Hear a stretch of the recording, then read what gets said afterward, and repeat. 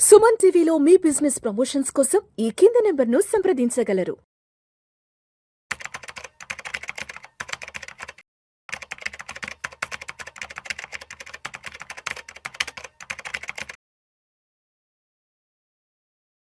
రామచంద్రమూర్తి గారు నమస్తే సార్. నమస్తే విష్ణు గారు. Welcome to Vishnu talks. Thank you sir. So Ramachandramurthy గారు, ఇప్పుడు మ్యూచువల్ ఫండ్స్ లో ఉండే ఎస్ఐపి సిస్టమాటిక్ ఇన్వెస్ట్మెంట్ ప్లాన్ ద్వారా ఒక 10 కోట్ల రూపాయల్ని జమ చేసుకోవాలి అంటే మరి ఈ మ్యూచువల్ ఫండ్ ఇన్వెస్ట్మెంట్ ప్లాన్ అనేది ఎలా ఉండాలి ఏంటంటారు?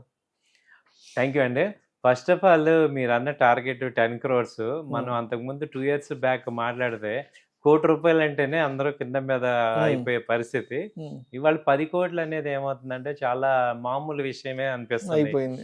ఎందుకంటే మనకున్న ఖర్చులు కానీ మనకున్న ఎక్స్పెక్టేషన్స్ చూస్తే అంటే ఒక మనిషి 60 ఏళ్ళు వచ్చేపాటికి ఒక 10 కోట్లు రావాలంటే 25 ఏళ్ళ మనిషి ఎలా చేసుకోవచ్చు? 30 ఏజ్ ఫ్యాక్టర్ని బట్టి మనం ఒక డేటా తీసుకోవాలి. అంటే అతని రిటైర్మెంట్ నాటికి, అతనికి 60 ఏట వయసు వచ్చేటప్పుడు అతని రిటైర్మెంట్ నాటికి ఒక 10 కోట్లు చేతిలోకి అందాలంటే చేసుకోవాలంటే ఇది ఒక ఎక్సలెంట్ డేటా అండి. ఫస్ట్ మనం దీన్ని చూసుకుంటే దీనిలో సింపుల్గా వేసింది ఏంటంటే 14% కాంపౌండింగ్ ఇంట్రెస్ట్. సో 14 అనేది మ్యూచువల్ ఫండ్స్లో చాలా పాసిబిలిటీ ఉంది.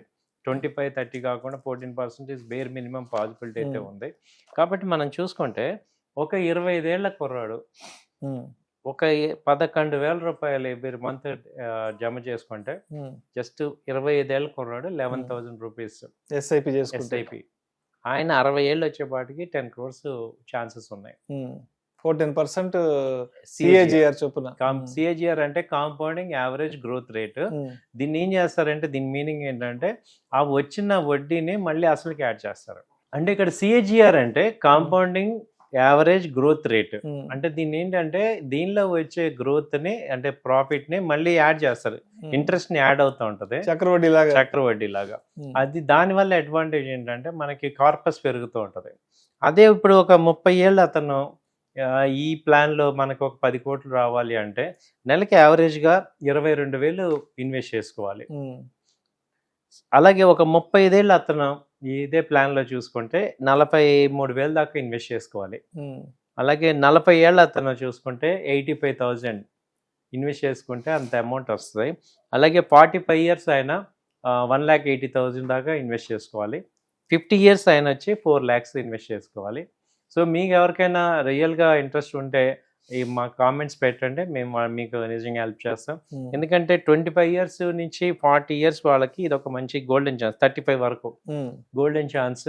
ఎందుకంటే 40,000 ఇన్వెస్ట్మెంట్ పర్ మంత్ తీసుకున్నా, సో మీరు ఎస్ఐపి తీసుకుంటే 10 crores అనేది ఒక మంచి లిక్విడిటీ అమౌంట్, మంచి అమౌంట్.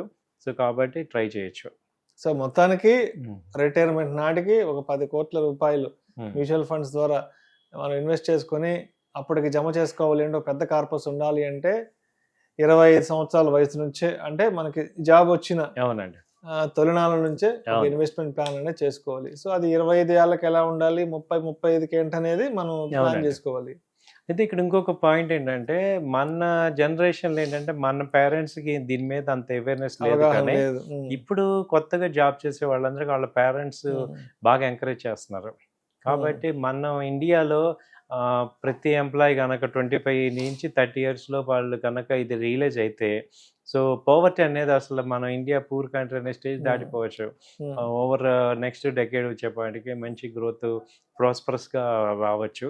అండ్ ఏంటంటే ఇప్పుడు ఇన్వెస్ట్మెంట్ ఆప్షన్స్లో బెస్ట్ చూసుకుంటే అసలు ఉన్న ఆప్షన్స్ ఏమున్నాయి, అందరూ ఏమున్నాయంటే ఫస్ట్ ల్యాండ్ ఒకటి మంచి ఇన్వెస్ట్మెంట్ ఆప్షన్.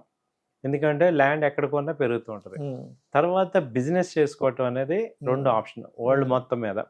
మూడోది ఏంటంటే సక్సెస్ఫుల్గా రన్ అయ్యే బిజినెస్లో ఇన్వెస్ట్ చేయటం. దాన్ని ఇద్దరు స్టాక్ మార్కెట్ అవ్వచ్చు లేదా మ్యూచువల్ ఫండ్స్ అవ్వచ్చు.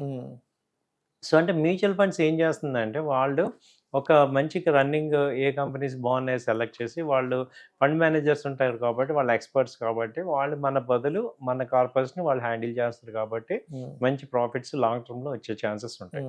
అదే మనం చేస్తున్నప్పుడు మీరు అనొచ్చు మనం సేమ్ స్టాక్స్లో ఇన్వెస్ట్ చేసుకుంటే మనమే తీసుకోవచ్చు కదా. మీరు కొన్ని ఎగ్జాంపుల్ చెప్తారు. ఇప్పుడు బజాజ్ ఫైనాన్స్ ₹100 పెట్టుకుంటే అప్పుడు 20 years బ్యాక్ ఇవాళ ₹1 కోటి అయిందని. సో అయితే ఏంటంటే చాలా మంది ఈ కంపెనీస్ లో ఉన్నారు కానీ బజాజ్ ఫైనాన్స్ కొనే వాళ్ళు చాలా తక్కువ మంది. ఇప్పుడు అందరూ ఏంటంటే ఈ చిన్న చిన్న కంపెనీస్ కొని అవన్నీ ఇవ్వతాయి కాబట్టి మనం ఏం చేసుకోవాలంటే ఈ ఎస్ఐపిని నమ్ముకుంటే ఎస్ఐపి ఎక్కడ కూడా వరల్డ్లో ఎక్కడ కూడా మోసం చేయాలి. అందరికి ఎంత కొంత కార్పస్ ఇచ్చింది కాబట్టి ఎస్ఐపి రూట్లో వెళ్ళి మీరంతా స్పెషలిస్ట్ అయినా ఆ ఎస్ఐపి ఒకటైతే కంటిన్యూ చేసుకుంటూ కావాలంటే స్టాక్స్లో మళ్ళీ ఇన్వెస్ట్ చేసుకుంటూ ఉండొచ్చు. కొంత అమౌంట్ మీ సెపరేట్ అమౌంట్ దీనిలో ఇన్వెస్ట్ చేసుకొని మీరు గ్రో అవ్వచ్చు. బట్ ఇప్పుడు మీరు అన్నట్టు ఇప్పుడు లాంగ్ టర్మ్ అంటే ఎస్ఐపి అంటే మినిమం 15 years నుంచి 20 years మినిమం వెయిటింగ్.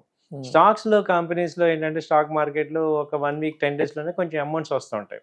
సో ఇదొక ఆల్టర్నేట్ తీసుకోండి. ఎస్ఐపి అనేది ఏంటంటే లాంగ్ టర్మ్ కార్పస్ లాగా మనకి రిటైర్మెంట్ బెనిఫిట్ అనుకోండి, లేకపోతే చిల్డ్రన్ మ్యారేజ్ అనుకోండి, అలా ఒక లాంగ్ టర్మ్ పాయింట్ ఆఫ్ వ్యూలో మనం చూసుకుంటే ఇప్పుడు మీరు అన్నట్టు 30 ఏళ్ళు అతను మ్యారేజ్ అయింది, పిల్లలు పుట్టారు, ఓకే ఆ పిల్లలు ఒక 25 years వచ్చేపాటికి మంచి వెల్త్ క్రియేట్ అవ్వచ్చు.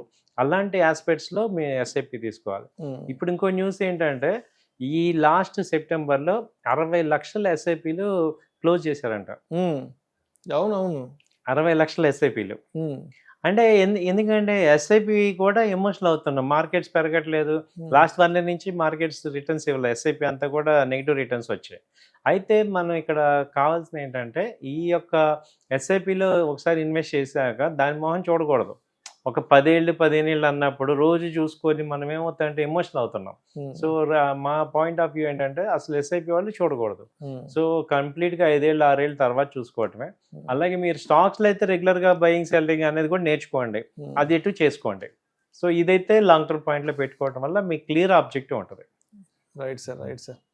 Thank you sir, thank you so much. Thank you అండి.